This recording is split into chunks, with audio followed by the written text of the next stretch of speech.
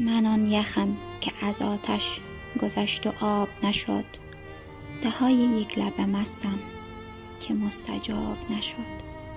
من آن گلم که در آتش دمید و پرپر شد، به شکل حشک در آمد ولی گلاب نشد. نه گل که خوشه انگور گور خود شدهی، که روی شاخه دلش خون شد و شراب نشد.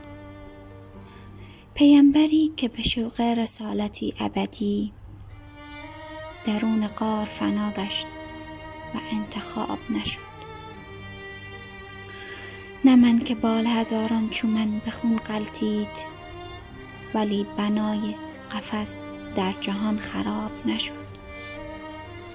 به خواب رفت جهان آنچنان که تا به ابد، صدای هیچ خروسی حریف خواب نشد.